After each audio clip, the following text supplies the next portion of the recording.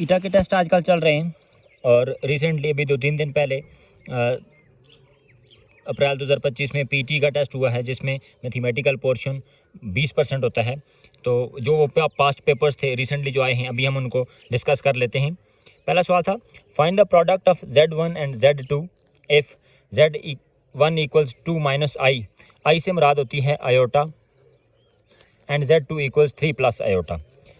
हमें पता है कि मल्टीप्लाई में प्रोडक्ट का जो मतलब होता है, मैथमेटिक्स में प्रोडक्ट का मतलब होता है मल्टीप्लाई करना। तो हम Z1 और Z2 को मल्टीप्लाई करके देख लेते हैं।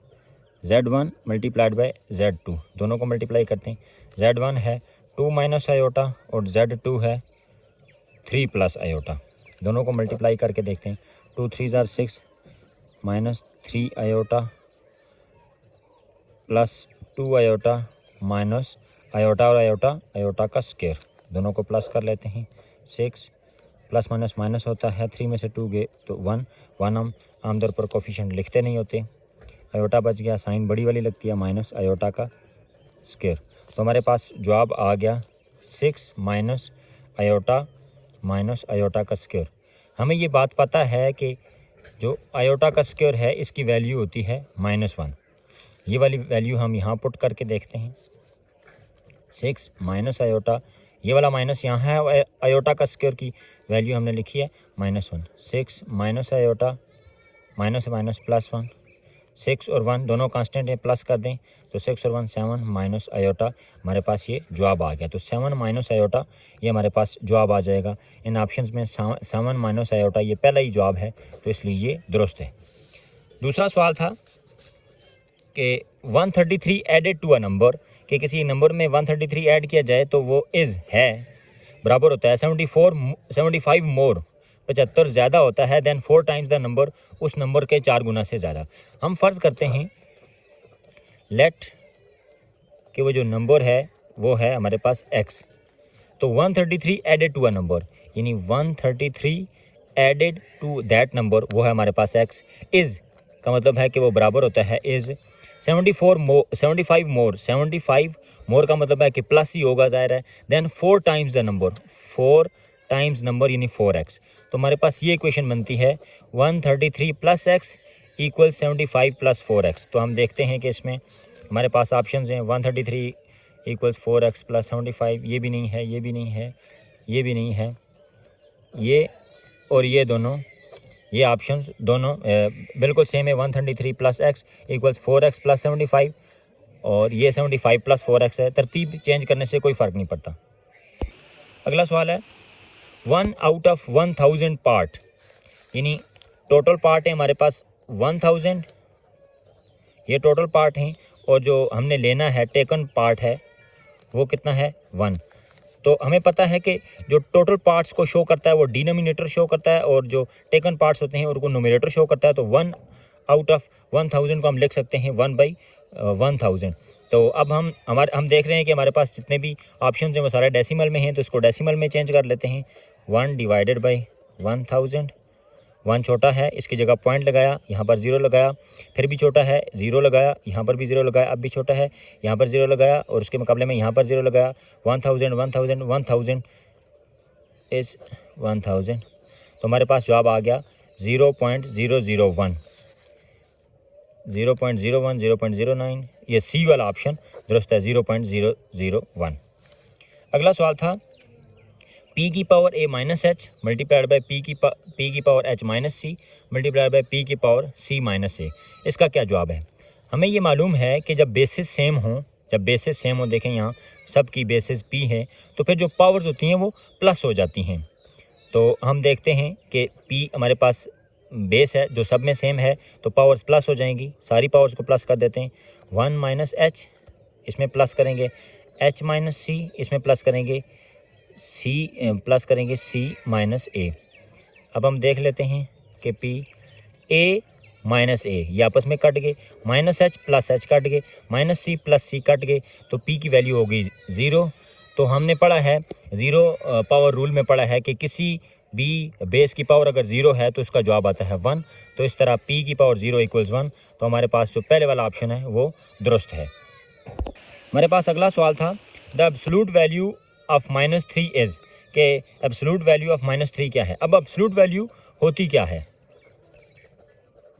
एब्सोल्यूट वैल्यू का मतलब है, फ़र्ज़ करें ये नंबर लाइन है, आपको पता है कि इसके दाएं तरफ पॉजिटिव इंटीजर्स होते हैं +1 +2 +3, और इसके जो लेफ्ट हैंड साइड वाली तरफ होते हैं नेगेटिव इंटीजर्स होते हैं -1 -2 -3।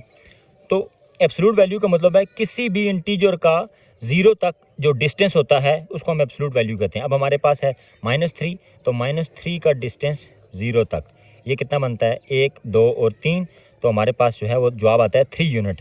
एब्सोल्यूट वैल्यू हमेशा पॉजिटिव होती है, तो -3 की जो एब्सोल्यूट वैल्यू है वो है +3, मतलब ये है कि ऑप्शन हमारा डी यानी +3 जवाब है। हमारे पास अगला सवाल था, Ahmad bought 6 chairs and 2 tables for ₹6300 while Ali bought 2 chairs and 1 table of the same quality from the same shop for ₹2600. Find the price of a chair.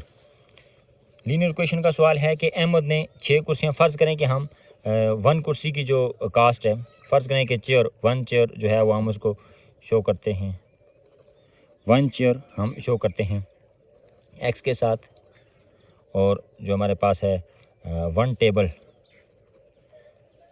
हम उसको शो कर लेते हैं वाई के साथ। तो हमारे पास इक्वेशन क्या बन रही है कि 6 कुर्सियाँ हैं, 6 कुर्सियाँ प्लस 2 टेबल्स, तो 2y, इनकी वैल्यू बनती है 6300। जबकि हमारे पास है अली ने जो है वो ख़रीदा है 2 चेयर्स यानी 2x और 1 टेबल प्लस 1y, यानी हम सिर्फ उसको y लिखते हैं, वो होता है 2600 का। इसको अब हल कर लेते हैं। अब हम देख रहे हैं कि ना तो x के कोफिशिएंट सेम हैं ना y के कोफिशिएंट सेम हैं, तो सबसे पहले ये है कि हमने किसी एक के यानी x या y के कोफिशिएंट सेम करने हैं। तो फ़र्ज़ करें हम ये y वाली कोफिशिएंट ही सेम कर लेते हैं। ऊपर वाली रकम को अगर हम 1 से मल्टीप्लाई करें, नीचे वाली को 2 से करें, तो ऊपर भी जवाब 2 आएगा, नीचे भी 2 आएगा। तो ऊपर वाली रकम को हम 1 से मल्टीप्लाई करते हैं, इस सारी रकम को 6x + 2y इक्वल्स, तो ये बन जाता है 6x + 2y, यही वाला जवाब आ जाएगा। इसको हम इक्वेशन 1 कह देते हैं, और ये जो नीचे वाली रकम है हम इसको 2 से मल्टीप्लाई करते हैं, पूरी वाली फ्रैक्शन को, पूरी वाली इक्वेशन को। 2 2 ज़ार 4x + 2y इक्वल्स 2600 और 2600 5200। इसको हम कह लेते हैं कि ये इक्वेशन नंबर 2 है। हम दोनों इक्वेशंस को कंपेयर कर लेते हैं। 6x + 2y इक्वल्स 6300, और नीचे है 4x + 2y इक्वल्स 5200। पहली में से दूसरी माइनस करते हैं। 6x में से 4x गया तो 2x, 2y में से 2y गया 0, 6300 में से 5200 निकाला तो हमारे पास आ गया 1100। x की वैल्यू आ जाएगी 1100। इधर 2 मल्टीप्लाई हो रहा था, इधर आकर डिवाइड हो जाएगा। x बराबर है 550। तो x की वैल्यू यानी एक चेयर की जो कीमत है वो है 550, और हमने निकालना भी क्या था कि हमने निकालना था find the price of a chair. Chair की कीमत ही निकालनी थी 550, यानी ऑप्शन सी दुरुस्त है। 7वां सवाल था हमारे पास कि a pendulum like swing at an amusement park moving in a circular arc at the end of a 49-meter arm. Find the distance traveled by a rider at the end of the swing's arm if the angle made between the entire point is 150 degrees. सबसे पहले हम देख लेते हैं कि ये एक pendulum यानी एक पींग की तरह का एक झूला लगा हुआ है किसी भी अम्यूज़मेंट पार्क में। तो आमतौर पर झूला ज़ाहिर है इस तरह लगा होगा, ये देखें, ये इस तरह का कोई झूला लगा हुआ होगा। अब हम देख रहे हैं कि जो उसका आर्म है वो है 49 मीटर, यानी ये वाला जो उसका आर्म होगा वो 49 मीटर होगा, और ये जो इनके दरमियान एंगल बन रहा है ये हमें बताया गया है कि ये 150 है, 150 का एंगल है। तो हमने ये बताना है कि ये झूला यहाँ से यहाँ तक जाएगा और फिर वापस यहाँ पर आएगा, तो ये कितना डिस्टेंस ट्रैवल करेगा। अब हम देख रहे हैं कि ये जो है ये आर्क लेंथ बन रही है, ये किसी सर्कल का हिस्सा बन रहा है। तो पूरे सर्कल का जो सर्कमफ्रेंस होता है, पूरे सर्कल का जो सरकमफ्रेंस होता है उसका फार्मूला होता है 2πr। लेकिन हमें तो पूरे सर्कल का नहीं चाहिए, बल्कि हमें तो ये वाली सिर्फ आर्क लेंथ चाहिए। तो इसका फार्मूला होता है, आर्क लेंथ का फार्मूला होता है थीटा ओवर 360 चूँकि सारे एंगल्स होते हैं, मल्टीप्लाइड बाई 2πr। हम यहाँ थीटा देखते हैं कि जो इनके दरमियान एंगल बन रहा है 150 डिवाइडेड बाई टोटल हैं 360 एंगल्स। 2 पाई की कीमत हमें पता है कि होती है 3.14 और आर 49 मीटर है। हम इनको सिंप्लीफाई कर लेते हैं। तो जब हम इनको सिंप्लीफाई कर लेते हैं तो हमारे पास जवाब हो जाता है 64.10 मीटर। ये यहाँ से लेकर यहाँ तक एक लंबाई है। अब ज़ाहिर है झूला वापस भी आएगा तो डबल हो जाएगा, तो मतलब ये है कि जो उसकी टोटल लेंथ हो जाएगी वो हो जाएगी 64.10 मल्टीप्लाइड बाई 2, तो ये हो जाएगी हमारे पास 128.22 मीटर। यानी हमारे पास जो जवाब बनेगा वो 128.22 मीटर बनेगा। तो हम इसको देख लेते हैं 125, 132, 128, 135, तो 128.33 ये हमारे पास बी वाला ऑप्शन दुरुस्त है। अगला हमारे पास सवाल है, find the value of A cube minus B cube when A minus B equals 4 और ए बी की कीमत है 5। हमारे पास अवेलेबल हैं दो वैल्यूज़, एक है ए माइनस बी और एक है ए बी की कीमत। ज़ाहिर है ए माइनस बी की कीमत हमारे पास है 4 और हमने निकालनी है A cube minus B cube. तो दोनों तरफ हम क्यूब लेंगे। ए माइनस बी का होल क्यूब ये बराबर होता है A cube minus B cube minus 3ab into A minus B, ये इसका फार्मूला होता है, इक्वल्स 4 का क्यूब से मुराद 4 4 ज़ार 16 और 16 4 ज़ार 64। A cube minus B cube minus 3, A B की कीमत हमारे पास दी हुई है 5 और ए माइनस बी की कीमत है हमारे पास 4 equals 64। A cube minus B cube minus 3 5 ज़ार 15 और 15 4 ज़ार 60 इक्वल्स 64। हमारे पास आ गया था जवाब A cube minus B cube minus 60 equals 64। हमने कीमत निकालनी है A cube minus B cube की 64, पहले का इधर ही है। ये माइनस 60 जब लेफ़्ट हैंड साइड से राइट हैंड साइड की तरफ जाएगा तो ये प्लस हो जाएगा और ये हो जाएगा प्लस 60। 64 प्लस 60 हो जाएगा 124। तो ए क्यूब माइनस बी क्यूब की कीमत आ जाएगी 124। हमारे पास अवेलेबल ऑप्शन 118, 124, 128, 130, तो बी वाला ऑप्शन 124 दुरुस्त है। अगला सवाल है हमारे पास, find X if 5x plus 8 equals 23। बहुत आसान सवाल है। 5x प्लस 8 इक्वल्स 23, 5x को इधर ही रहने दें। 28 प्लस 8 लेफ्ट हैंड साइड से राइट हैंड की तरफ जाएगा तो माइनस हो जाएगा। 23 में से 8 निकाले तो 15, x की कीमत आ जाएगी 15। ये 5 मल्टीप्लाई हो रहा था, यहाँ पर आकर डिवाइड हो गया तो x बराबर हो जाएगा 3 5 ज़ार 15, तो 3 वैल्यू है, यानी ऑप्शन ए दुरुस्त है। अगला सवाल था, find the arithmetic mean of the values 2 3 4 5 6 7 8 9 और 10। अरिथमेटिक मीन का मतलब क्या होता है? अरिथमेटिक मीन को हम आमतौर पर कहते हैं एवरेज, यानी और एवरेज का क्या फार्मूला होता है? सम ऑफ क्वांटिटीज़, यानी जितनी भी क्वांटिटीज़ हैं उनको प्लस कर दें, उनका मजमूआ क्या है, और उसको डिवाइड कर दें नंबर ऑफ़ क्वांटिटीज़ के ऊपर। तो सम ऑफ क्वांटिटी से मुराद ये कि हम इन सबको प्लस कर दें। 2 + 3 + 4 + 5 + 6 + 7 + 8 + 9 + 10 डिवाइडेड बाई तादाद 1 2 3 4 5 6 7 8 और 9 तादाद है इनकी। तो हम प्लस करके देख लेते हैं। हमारे पास टोटल आ गया 54 डिवाइडेड बाई 9। तो 54 डिवाइडेड बाई 9 करें तो हमारे पास एवरेज बनती है 6, यानी ऑप्शन सी इज़ करेक्ट। अगला सवाल था, A rectangular front wall of a hospital has a perimeter equal to 294 metre, यानी एक पेरीमीटर है हॉस्पिटल की, एक रेक्टेंगल एक वॉल है जो कि रेक्टेंगुलर शक्ल की है, और उसका जो पेरीमीटर है यानी बाहर से जो उसकी बाउंड्रीज़ का मजमूआ है वो है 294 metre. If the length is 85 metre then it's area will B.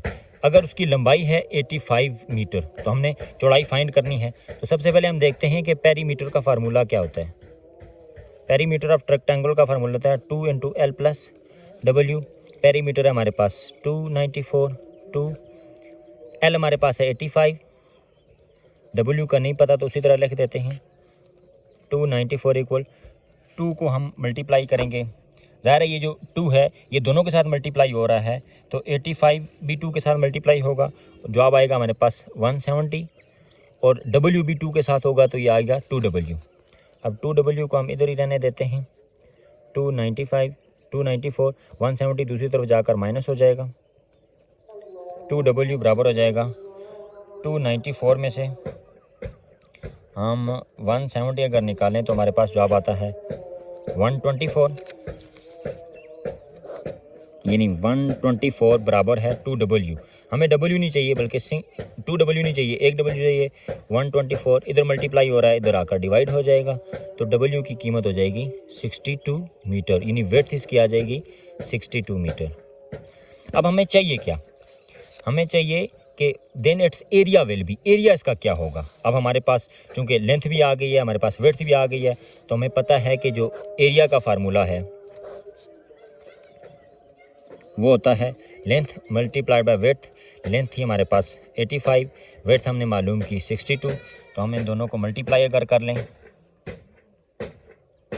तो ये हमारे पास आ गया 5270 मीटर स्क्वायर। अब हम ऑप्शंस को देख लेते हैं कि कौन सा है। 5270 ये भी नहीं है, ऑप्शन बी इज़ करेक्ट। अगला सवाल हमारे पास gradient of a straight line is. Gradient straight line का क्या होता है। अब हम पहले देखते हैं कि ग्रेडियंट होता क्या है। ग्रेडियंट होता है, आम अल्फाज में आप कह लें स्टीपनेस, यानी चढ़ाई कितनी है या उतराई कितनी है, या कह सकते हैं कि इसका एक और फार्मूला मैथ में हम करते हैं कि rise over run is called gradient. अब राइज क्या होता है, राइज हम देखते हैं कि ज़ाहिर है देखें ये एक पॉइंट है, एक ये है, तो कितना पॉइंट उससे ऊंचा है, यानी जो हमारे पास राइज होता है वो होता है वर्टिकल चेंज इन 2 पॉइंट्स। जो 2 पॉइंट्स हैं उनके दरमियान जो वर्टिकल फासला होता है ये वाला, इसको हम राइज कहते हैं। और रन होता है हॉरिजॉन्टल चेंज इन 2 पॉइंट्स, यानी ये वाला, ये इसको हम रन कहते हैं। अब ग्रेडियंट का क्या फार्मूला बनेगा। ग्रेडियंट ऑफ स्ट्रेट लाइन, इसका फार्मूला बनता है vertical change over horizontal change, यानी वर्टिकल को हमने कहा कि राइज ओवर रन। अब हम ऑप्शंस अपने देख लेते हैं। Horizontal change over vertical change नहीं, vertical change over vertical change नहीं, horizontal change over horizontal change नहीं, vertical change over horizontal change, ये हमारे पास डी वाला दुरुस्त जवाब है। अगला सवाल था हमारे पास, a tank can hold 85 litres of water. एक टैंक में 85 लीटर पानी आ सकता है, उसकी कैपेसिटी इतनी है। इट्स 40% इज फिल्ड, उसमें 40% पानी भरा हुआ है। What percentage of the tank is empty, यानी उसमें जो फिल्ड पोर्शन है टैंक का वो है 40%, तो ज़ाहिर है रिमेनिंग कितना रह जाएगा। हमें पता है कि टोटल 100 होता है, तो 100 में से 40 गए तो पीछे 60% रह गया। बहुत ही बेसिक किस्म का, आसान किस्म का सवाल था। अगला सवाल, an 82 centimetre long and 75 centimetre wide rectangle is enclosed by a strip outside it that is 4 centimetre wide, find the area of strip. अब हम देखते हैं कि पहले तो एक रेक्टेंगल है हमारे पास, 82 सेंटीमीटर लॉन्ग है और 75 सेंटीमीटर उसकी चौड़ाई है। अच्छा, क्या है कि इज इनक्लोज्ड, ये अंदर है, और इसके बाहर क्या है कि एक स्ट्रिप है। एक स्ट्रिप समझ लें, ये वाली इस तरह की कोई एक स्ट्रिप है, इसके बाहर ज़ाहिर चारों तरफ होगी, और उसकी जो चौड़ाई है वो है 4 सेंटीमीटर। अब ये 4 जो है वो सारी तरफ से होगी, इस तरफ से भी होगी, इस तरफ से भी होगी और इस तरफ से भी होगी। तो मतलब हम लिख लेते हैं कि 82 ये है, 75 ये वाली है। अंदर अंदर से। अच्छा, जब स्ट्रिप के अलावा 82 है तो अगर स्ट्रिप के साथ हो जाएगी, 82 ये हो गई, 4 ये हो गई 86 और 4 ये हो गई 90, तो जो टोटल लंबाई हो जाएगी विद स्ट्रिप वो जाएगी 90। इसी तरह अगर हम चौड़ाई की बात करें तो विदाउट स्ट्रिप है हमारे पास 75, 4 ये वाली होगी तो 79 और 4 ये वाली होगी तो 83 सेंटीमीटर। अब हमने करना क्या है कि find the area of strip. हमने स्ट्रिप का एरिया सिर्फ फाइंड करना है। स्ट्रिप का एरिया फाइंड करने के लिए हमें सबसे पहले ये है कि रेक्टेंगल का एरिया हमें फाइंड करना पड़ेगा विद स्ट्रिप, और वो क्या होगा, जो बाहर बाहर से लंबाई है ये नहीं हमारे पास है 90 मल्टीप्लाइड बाय 83। हम देखते हैं कि विद स्ट्रिप जो है वो उसका एरिया कितना आता है, 90 मल्टीप्लाइड बाय 83 ये आता है 7470। अब हम करते हैं कि रेक्टेंगल का एरिया विदाउट स्ट्रिप, यानी वो जो अंदर अंदर से था, और वो हमारे पास था 82 और 75। 82 मल्टीप्लाइड बाय 75 ये कितना बनता है, 82 मल्टीप्लाइड बाय 75 ये बनता है 6150। हमें चूंकि एरिया चाहिए सिर्फ स्ट्रिप का, तो बात वाज़ेह है कि जो पहले वाला एरिया आया है 7470 माइनस 6150, इसको अगर हम माइनस कर देंगे तो हमारे पास जो एरिया आ जाएगा वो स्ट्रिप का आ जाएगा, और वो एरिया हमारे पास 1320 सेंटीमीटर स्क्वायर, 1320। ये भी नहीं है, ये भी नहीं है, 1320, यानी option C is correct option. अगला हमारे पास सवाल है find the altitude of a trapezium. अब ट्रिपीजियम को पहले बना लेते हैं। ट्रिपीजियम एक ऐसी क्वाड्रिलेटरल होती है कि जिसमें दो लाइनें पैरेलल होती हैं, ये वाली, और दो होती हैं अनपैरेलल। ये ट्रिपीजियम बनाई हमने। If the length of the two bases are 5.6 centimetre and 2.9, ये फ़र्ज़ करें कि 5.6 सेंटीमीटर है और ये 2.9 सेंटीमीटर है, एक लंबी एक छोटी रिस्पेक्टिवली बिलतरतीब। The area of the trapezium is 42 metre square. जो हमारे पास है एरिया ट्रिपीजियम का वो है 42 मीटर स्क्वायर। ये असल में मीटर स्क्वायर लिखा गया था, ये गलती हो गई थी, ये सेंटीमीटर स्क्वायर है, ये मैंने यहाँ दुरुस्त कर दिया है। तो area is equal to 42 centimetre square. हमने क्या मालूम करना है, हमने मालूम करना था अल्टीट्यूड। अब अल्टीट्यूड क्या होता है, अल्टीट्यूड होता है जो दो पैरेलल लाइंस हैं इनके दरमियान जो वर्टिकल डिस्टेंस होता है उसको हम अल्टीट्यूड कहते हैं। एरिया दिया हुआ है, दोनों हमें बेसिस दी हुई हैं, हमें अल्टीट्यूड मालूम करना है। तो ये कैसे मालूम होगा, एरिया ऑफ ट्रिपीजियम होता है उसका formula B1 multiplied by B2 divided by 2, यानी दोनों बेसिस का हमने मीन लेना होता है और उसको हमने अल्टीट्यूड के साथ मल्टीप्लाई कर देना होता है। हमारे पास एरिया गिवन है 42, B1 है हमारे पास, सॉरी ये B1 प्लस B2 होता है, यानी हमने दोनों का मीन लेना होता है। तो B1 हमारे पास 5.6 प्लस B2 है 2.9, इनको डिवाइड कर 2 पे डिवाइड करके हमने कर लेना है इनका आगे अल्टीट्यूड। उसी तरह चूँकि हमें अल्टीट्यूड का पता नहीं है, 5.6 प्लस 2.9 ये हमारे पास आ गया 8.5 डिवाइडेड बाई 2, इसको मल्टीप्लाई कर देंगे अल्टीट्यूड के साथ। 8.5 डिवाइडेड बाई 2 ये हमारे पास आ गया 40 अल्टीट्यूड। अब हमने चूंकि अल्टीट्यूड मालूम करना है तो अल्टीट्यूड बराबर हो जाएगा 42, ये इधर मल्टीप्लाई हो रहा था इधर आकर डिवाइड हो जाएगा। तो अगर हम इसको डिवाइड कर दें 42 डिवाइडेड बाई 4.25 तो हमारे पास जवाब आता है 9.88 सेंटीमीटर। तो अब हम देखते हैं कि हमारे पास ऑप्शन कौन से हैं, 9.32, 9.45, 9.76, 9.88, ऑप्शन डी करेक्ट है। 16वां सवाल था हमारे पास कि Noor is 8 years older than Umar. Noor की उम्र से 8 साल ज़्यादा है। आफ्टर 3 ईयर्स, 3 सालों के बाद Umar will be 1/3 as old as Noor. 3 सालों के बाद नूर की उम्र का तीसरा हिस्सा हो जाएगी, 1/3 हो जाएगी। Find the present age of Umar. हमने उमर की प्रेजेंट एज मालूम करनी है। तो हम फर्ज कर लेते हैं लेट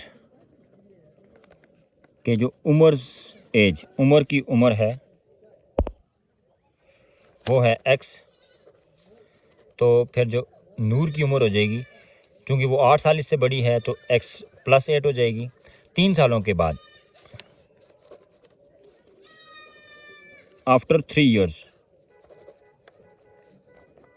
उम्र एज कितनी हो जाएगी, उम्र की एज अभी x, तो 3 सालों के बाद वो x + 3 हो जाएगा।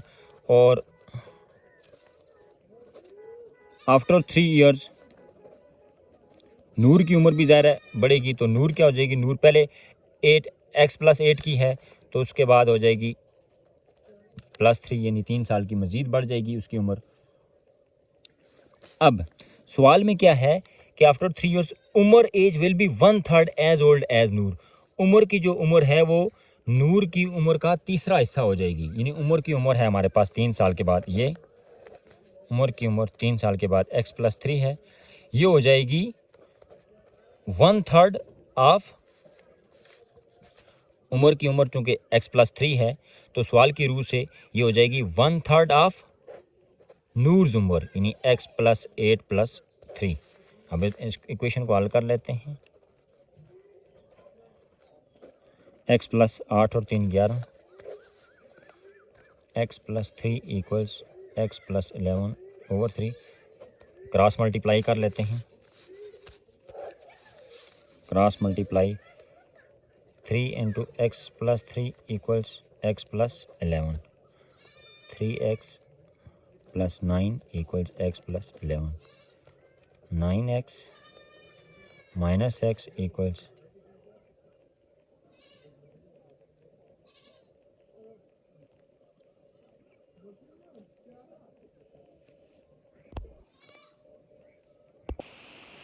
ये 3x मल्टीप्लाई होगा तो ये बनेगा 3x, 3x + 3 3 = 9 equals x + 11, 3x इधर ही रहेगा, ये x इधर आएगा तो -x हो जाएगा, 11 + 9 दूसरी तरफ जाएगा तो -9 हो जाएगा। 3x में से x निकाला तो 2x इक्वल्स 2 और x की कीमत हो जाएगी 2/2 यानी 1। तो x की जो एज है वो है 1, और x कौन था, x हमने देखा था कि x उम्र था और हमने उम्र की ही उम्र मालूम करनी थी, तो उम्र की उम्र हो जाएगी 1 साल। अगला हमारे पास सवाल है, सबसे बड़ी square bracket start 2x² × 1 + 3x minus करली bracket start 1 + 4x² - 2x × 5x - 1 और ऑल ब्रैकेट्स क्लोज। तो इसका जवाब क्या आता है, ये मुख्तलिफ जवाब दिए हुए हैं। अब हम इनको देख लेते हैं कि सबसे पहले हमने छोटी ब्रैकेट हल करनी होती है,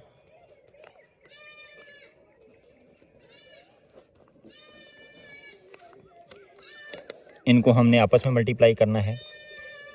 5x पहले इसके साथ मल्टीप्लाई होगा तो बनेगा 5x, फिर 5x + 4x² के साथ मल्टीप्लाई होगा तो +20x³ हो जाएगा, फिर 5x - 2x के साथ होगा तो -10x² हो जाएगा, फिर -1 सब के साथ होगा तो -1 1 के साथ होगा तो -1 जवाब आएगा, -1 + 4x² के साथ होगा तो -4x² हो जाएगा, -1 - 2x के साथ होगा -1 + 2x हो जाएगा।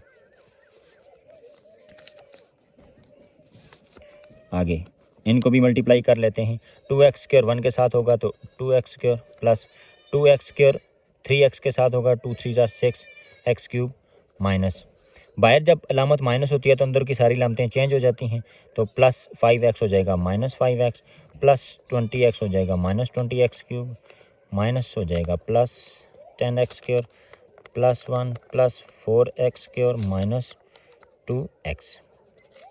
अब हम इनको देख लेते हैं, जो सेम रकमें लाइक रकमें हैं उनको पहले कर लेते हैं।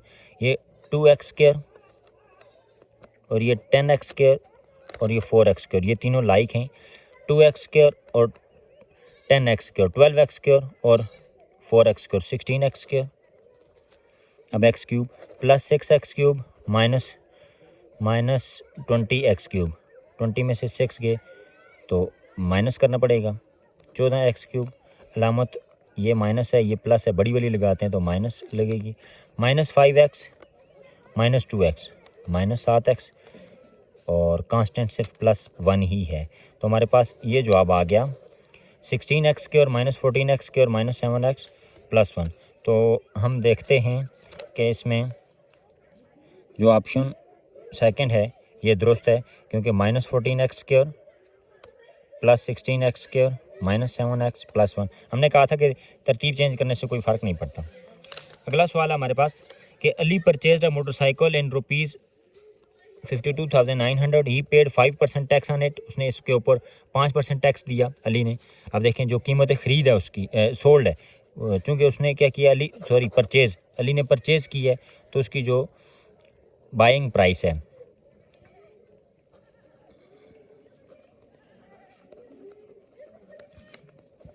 बाइंग प्राइस को हम मैथ की ज़ुबान में कहते हैं कास्ट प्राइस। CP है उसकी 52,900। उसने टैक्स दिया है 5%, तो 5% ऑफ 52,900, ये 2 ज़ीरो इस 2 ज़ीरो के साथ कैंसिल, 5 × 529। इनको हम मल्टीप्लाई करके देख लेते हैं। ये आ गया 2645, ये उसने टैक्स दिया। अब अगली बात क्या थी कि अली सोल्ड दैट मोटरसाइकिल इन 53,500। अली ने वो बेचा 53,500 में, और उसने चार्ज किया 7% टैक्स। अब देखें उसने जो है यानी SP उसकी जो सेल प्राइस थी अली की वो थी 53,500। उसने जो इसके ऊपर टैक्स लगाया वो था 7%। हल कर लेते हैं, 7% ऑफ 53,500, दोनों ज़ीरो इसके साथ कैंसिल, 7 × 535, ये हो गया 3745। अब हमने मालूम क्या करना है, find the value added tax on it. इसके ऊपर जो वैल्यू एडेड टैक्स है वो कितना है। हमने देखा कि इधर है 3745 और इधर है 2645, दोनों का डिफरेंस वैल्यू एडेड टैक्स होगा, यानी 3745 - 2645।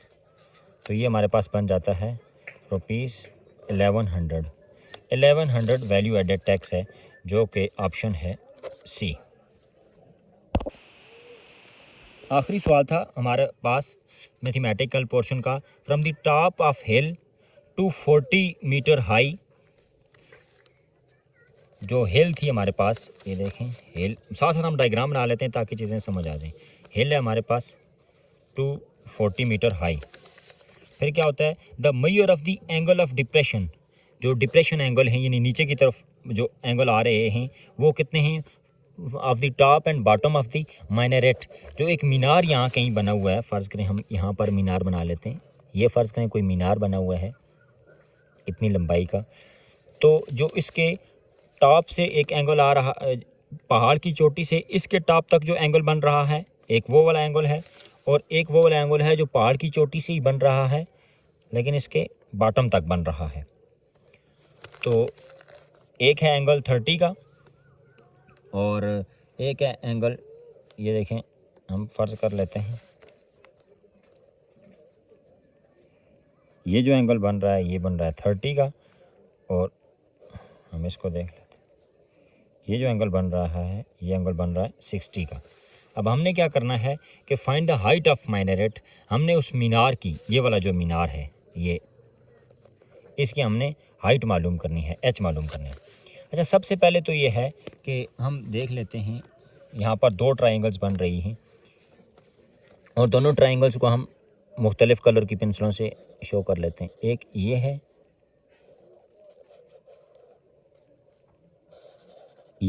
एक ये वाली ट्राइंगल बन रही है, और दूसरी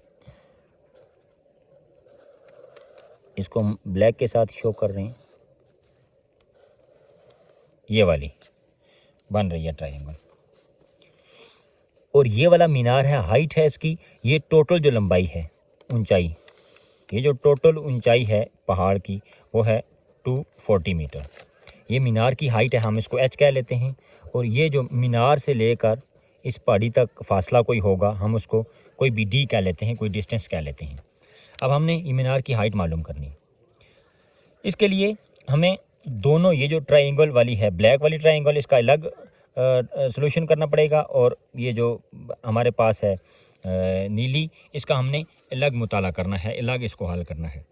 ट्रिग्नोमेट्री का सवाल है, बहुत अहम सवाल। हम इस ट्राइंगल को इधर ड्रा कर लेते हैं ताकि चीज़ें आसान रहें। ये अब हमने इधर देखा कि ये जो टोटल लंबाई है ये है 240। यहाँ से लेकर यहाँ तक, ये देखें, यहाँ से लेकर ये अगर h है तो यहाँ से लेकर यहाँ तक ये भी h बन जाएगी, ये भी h है। तो ये पीछे कितनी रह गई? ज़ाहिर है टोटल थी 240, तो 240 में से ये नीचे वाला h माइनस हो गया, तो इसकी जो ये वाली हाइट है ये है 240 माइनस h, यानी हम इसका मुताला कर रहे हैं। तो 240 माइनस h ये वाली होगी। यहाँ पर एंगल बन गया 30 का। ये चूँकि डिस्टेंस d है तो ये भी डिस्टेंस d ही होगा, तो इसलिए ये वाला डिस्टेंस हो गया d। अब इस बड़ी वाली ट्राइंगल को देख लेते हैं। बड़ी वाली ट्राइंगल, ये चूँकि टोटल लंबाई है तो वो हमारे पास थी 240, नीचे d ही है, लेकिन एंगल है हमारे पास 60 का। दोनों को हम अलग अलग सॉल्व करते हैं। इस ट्राइंगल को हम देखते हैं कि इसके ऊपर फार्मूला लगाते हैं। चूँकि हमारे पास ये वाली दोनों वैल्यूज़ दी हुई हैं, तो जो tan थीटा होता है वो हमारे पास होता है परपेंडिकुलर ओवर बेस। अब यहाँ पर tan थीटा कितना है? tan थीटा हमारे पास 30 इक्वल्स परपेंडिकुलर है 240 माइनस h ओवर बेस हमारे पास t। यहाँ से अच्छा, tan थीटा की जो वैल्यू होती है हमारे पास, tan थीटा की वो होती है हमारे पास 1/√30।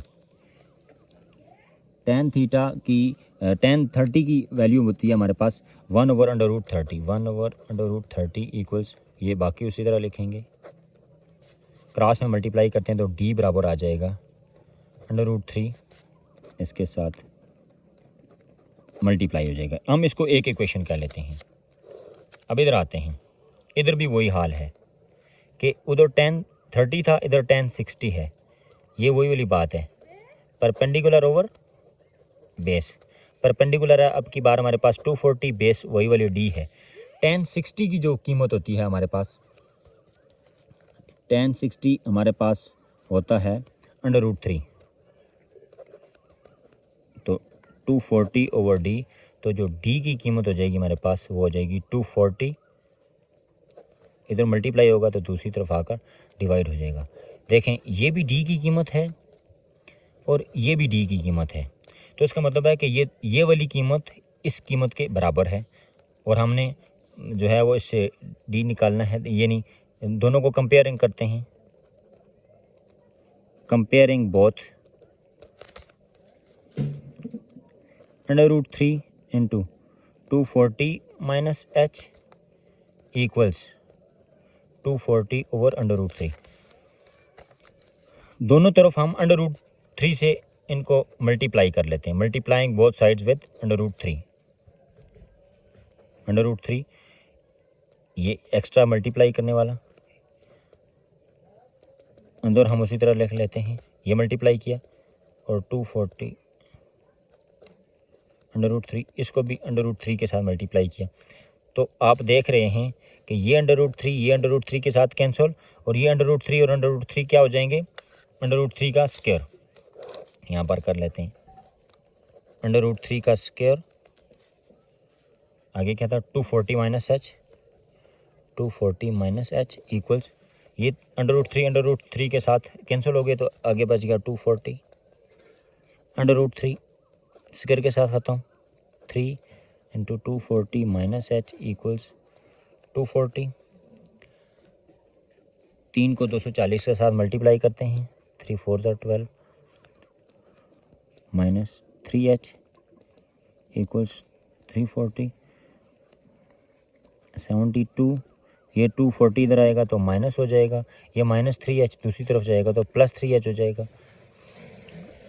720 में से हमने निकालना है 240, 720 माइनस 240, ये हमारे पास बच गया 480 इक्वल्स 3h। हमने h की कीमत निकालनी है, h बराबर हो जाएगा 480 डिवाइडेड बाई 3, तो h की कीमत हो जाएगी 480 डिवाइडेड बाई 3 यानी 160।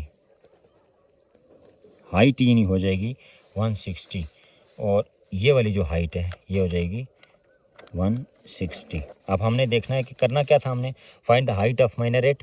हमने मीनार की हाइट ही मालूम करनी थी। 145, 150, 155, 160, तो हमारे पास जवाब आ गया 160।